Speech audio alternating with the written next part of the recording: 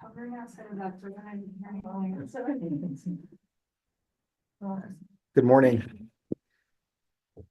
If anyone, well, obviously you wouldn't know this, but we're not going to live stream this morning. So if you could post that in Discord for any interns that might not have joined Zoom, they're not going to find the live stream. So we'll just be on Zoom this morning. With that introduction, I'll bring it to the table. So what is it that you saw? What is it that you want to talk about? The soup Nazi.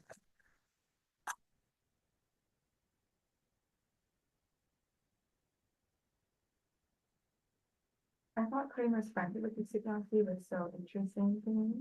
That these two people were being like odd, eccentric, and outsiders that found this camaraderie, I guess.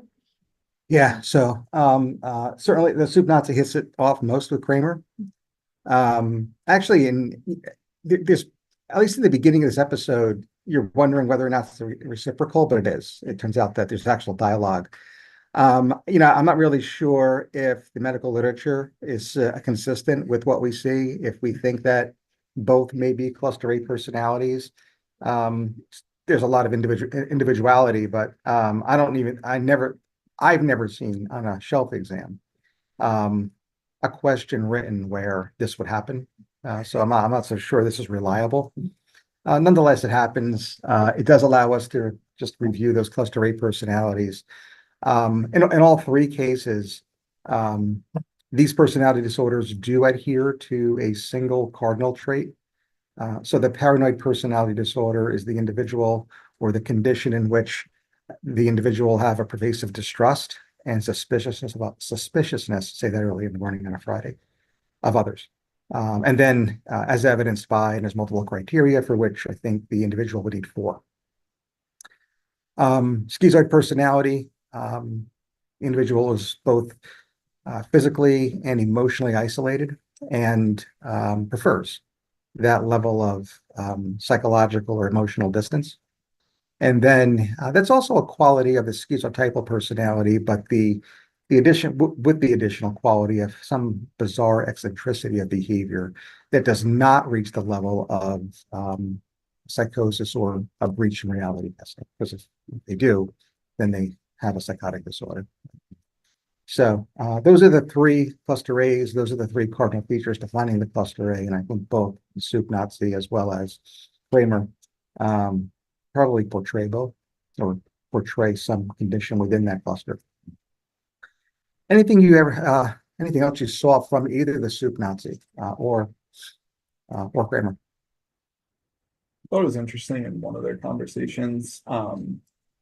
Kramer's like, you expect so much of yourself, and then he responds like, yeah, so it makes sense that I would expect a lot of my customers, right? And you kind of see that play out in the beginning when customers are ordering, and there's this expectation like stay in line, look the right way, like don't ask for bread.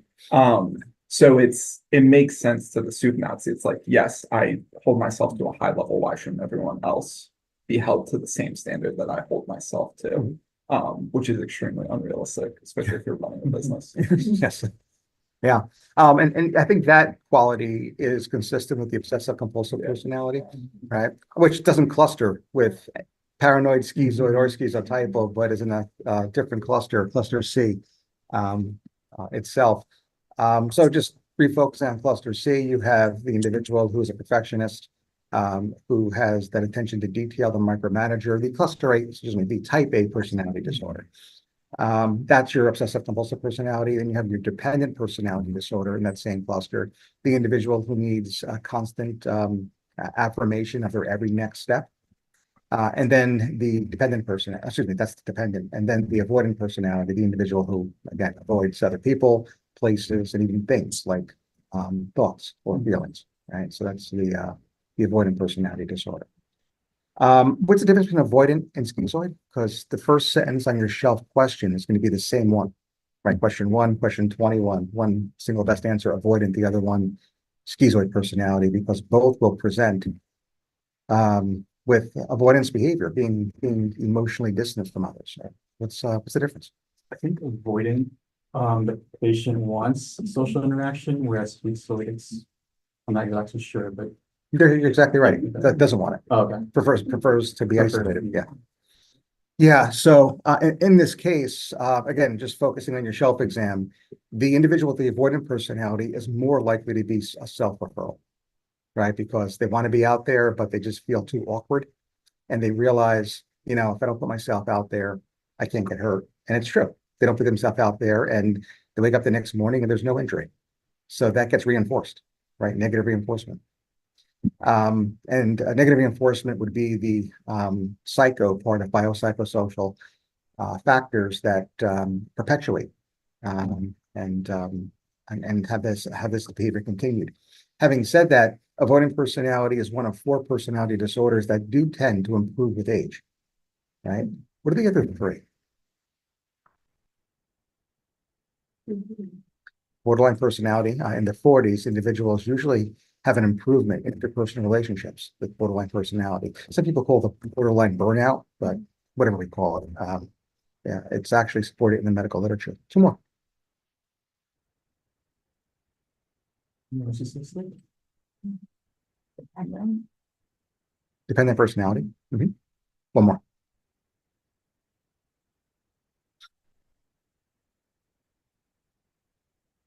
Histrionic. Nope, getting closer. Yeah, antisocial personality disorder is the other one. Yeah, antisocial, borderline, dependent, avoidant are the 4 that tend to improve with age. With and continuing the discussion on the avoidant personality disorder, the individual who's conflicted, wants to be out there but doesn't feel as though that they belong out there or are too socially awkward to interact with folks. Over time, they're going to be made to interact with folks, right? Whether it's because you have to go and move on campus, whether it's because you have to get a job, whatever it is. And you have a sense of flooding, right? So it's certainly not, it may or may not be something that is in correspondence with a therapist. It could happen naturally. And over time, people do tend to have their avoidant traits improve. Questions about cluster A, cluster C personality disorders? So I feel like avoidant could really look like social anxiety. Yeah. Personality disorder, I mean, I guess it's gotta be more integral into it, but do you have any like pearls for myself? Duration. So always remember, start out recalling the qualities that are required to call it a personality disorder in general. All right. Number 1, these are traits that are enduring over time. That is not the case for social anxiety disorder, right? Social anxiety disorder can develop from a premorbid baseline, right?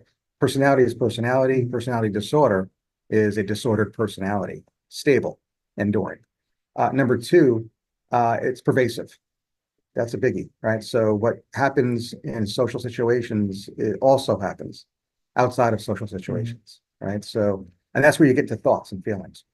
Okay, so those 2 are very helpful. And hopefully we'll be somewhere in that clinical vignette that gets you to choose or skip A, social anxiety or social anxiety disorder, and something like C or D, which would be avoidant personality. Any other? yeah, I was thinking that you'll probably see it like throughout the lifetime, maybe it wasn't diagnosed as a child, and then there'd probably be people being closer with like family and then other people, not just with friends in social situations. It could like potentially cause some anxiety and you could feel anxiety because you have a personality disorder. Like an hereditary personality disorder. Yeah, and there's a high comorbidity too, for obvious reasons. Yeah. And hopefully that will not be captured on your, I mean, that's just a confounder on your shelf. But I don't think, yeah, I don't think, there's a lot of us sadists out there writing these test questions, but we're not that bad. What other characters like to discuss this morning? I'm talking about Elaine, because she was just like so insistent and pushy about getting her way this episode and like basically taking her seat knocked her down. Like, there's no peace to be had with her. What in the world is going on here? And again, the clinical scenario we have to paint for ourselves is that this occurs and somehow connects to her ending up on your couch as a therapist, right? As a self-referral, right? So what are we going to discuss with Elaine? What are we going to tell Elaine? Feel confused, kind of making the situation all about like her and like what she wanted to do and like her way was right, she wanted to do what someone else wanted to do. So very self-centered program. And we talk about personality traits, and the answer is yes. In previous episodes throughout the entire 9-season franchise, that's pervasive. It's always about Elaine. So this is not something that came up in this one episode and seems to kind of be an outlier, or this is not who she is. Quite the opposite. So we could begin working there. What else? And here, I think you have to be a little bit of a Seinfeld fan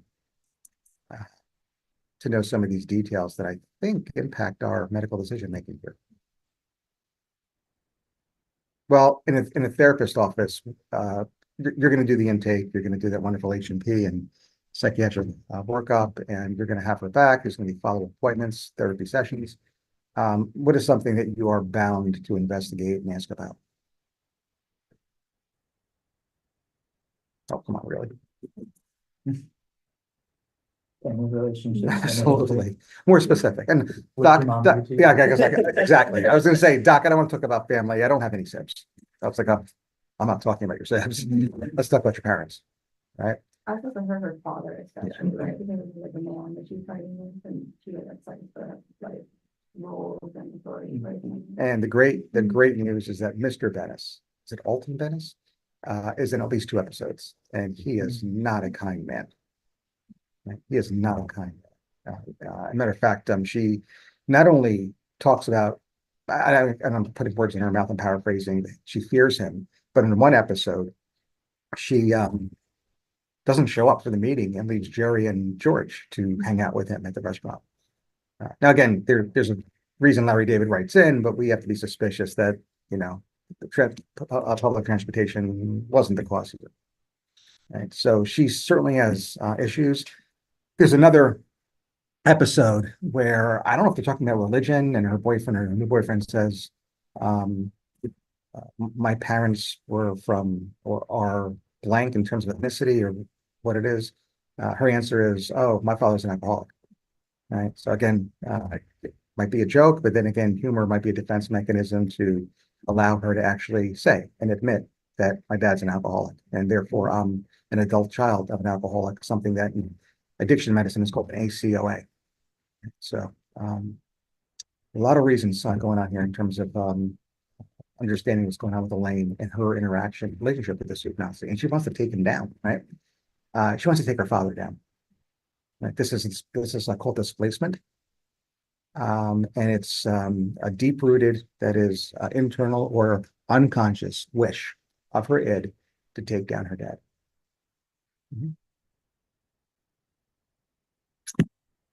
Other characters, other scenes, the soup Nazi.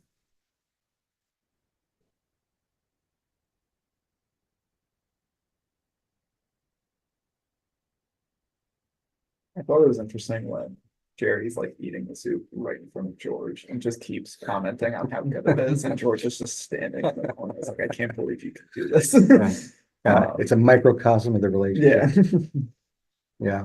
But then Jerry, instead of being like, oh, would you like not even realizing that he did something wrong, was like, no, you shouldn't have asked for more. That was your fault. Like, don't bring me down with you. Like, there's almost no remorse. There's no like shared camaraderie in the situation that they're in. It's like everyone's fighting for themselves. No empathy. Yeah. And not only Jerry, but these are 4 people who have no empathy, who are in this traditionally empathetic relationship as what we are literally 4 friends. And that's the whole comedy behind the situation. And this is just one scene that again reminds us that Jerry, as fun as he is, as cool as a friend he would be, lacks empathy. And again, this is not the only scene, this is not the only episode that demonstrates Jerry's lack of empathy. Some people call it narcissism. I would fall short of calling it narcissism. I think in layperson's terms, that's not a problem. Those terms can be interchangeable, but I think in psychology and psychiatry, there's a little bit more detail that we need. These related terms do have some specificity. The lack of empathy is often referred to as egocentrism. I think that fits here. That is perfectly fine to say someone lacks empathy, someone is egocentric. I think that is interchangeable. But where you go from egocentrism to narcissistic personality, is very similar to Kohut. He has those 4 stages of narcissism. So I'm not going to get into any psychological theory this morning, but there's a graded response here. There's romantic comedy is a lot of insight, right? Like, because they're being sweet attention and that kind of people, they don't see it. They think like it's great. They think like it's even the right way. Yeah, there are episodes, quite literally and figuratively, for these core characters in which they do demonstrate insight. But I think that's the outlier. It's not the baseline, right? The baseline is that they all lack profound insight. And then when they have these episodes of insight, these fleeting moments, it's funny. They actually get to stand outside themselves and again make comments. So and that happens, and that parallels real life, both inside and outside of the office. Other thoughts here? I liked how George got upset about Jerry's girlfriend, and despite being very upset, wouldn't really talk to Jerry about it directly, but What was George upset about? making like or kissing in front of him and then giving I don't know what the word is, so I say like baby names, that's not what I mean, you know what I mean? Mhm. Kind of keeps the relationship carrying. Mhm. Little atypical for, I mean, for us, those of us that know Jerry, it's a little atypical of him. So I think on the surface, that's where this begins, that George is his high school buddy, right? So they've known each other the longest, right? Elaine dates Jerry after high school. And then Kramer's the newest, having moved into the Jerry's apartment right across the hall. So the initial dyad is going to be George and Jerry. And it's just a little bit atypical for him. I don't really see him interacting with other girlfriends in the situational comedy over those 9 seasons in a similar way. Maybe some come close, but it definitely puts George off. And then in certain situations where we see similar things happen, obviously outside episodes, different episodes with George, that's not him, right? Even when he's engaged, and some of the things that Susan wants to do, and the way she acts and the way she talks, that's not George. So and George is going to call Jerry on this. Not really sure where Jerry is or where his mind is with this. It's hard to put a finger. Do you have any? So they like reference a conflict the 2 of them are having, and it does seem like very pointed at George, and so I think a part of it, because George is engaged in this episode already, I think there's like some competition between the 2 of them of like George is really on with his life and Jerry isn't. And I think that's where that comes from, whether or not he's aware of that, and whether or not it's intentional. The way the episode ends, it seemed like it was intentional, right? Because he basically took George into giving Susan that name. And then Susan was like all into it, and George can't change it now. And then they break, and then Jerry and Case break up. So the episode makes it seem like it was intentional, but I do think it stems from a conflict between the 2 of them instead of any actual feeling on Jerry's part. Because he even leaves her at the student honesty place. He was like, I don't know her, and it was quickly able to win her back. So it doesn't seem like he was really interested in Sheila. It seems like he was trying to get the point with George. Yeah, it's a good point. And remind me, was there a conversation with Sheila or about Sheila that these 2 were going to change their lifestyle and become serious at their particular age when it comes to interpersonal relationships? They mentioned a handshake. It was coming up in a previous episode. Was, okay. And Yeah, it so was. we don't actually know what the handshake was about. But George said, you we next. Yeah. So it's really on you. And that's exactly what the handshake was about. Okay. So they're talking at Monk's, Mhm. and they realize, as part of a midlife crisis type of scenario, we can't continue to live like this. Who are we? We're children. Boys do mature. We have not. We've got to change things, and both are on the same page here.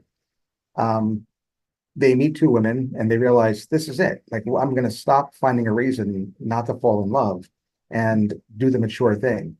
And George then asks Susan to marry him. Jerry realizes, no, not going to do it.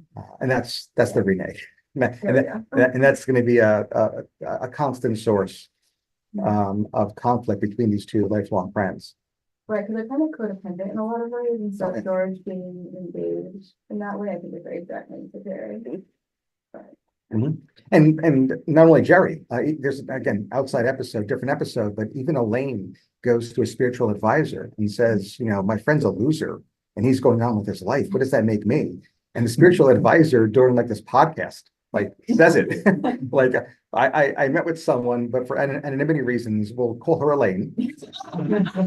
And she confided in me that her loser friend, will call him George. And like George is hearing this, like, what? Why would you say that?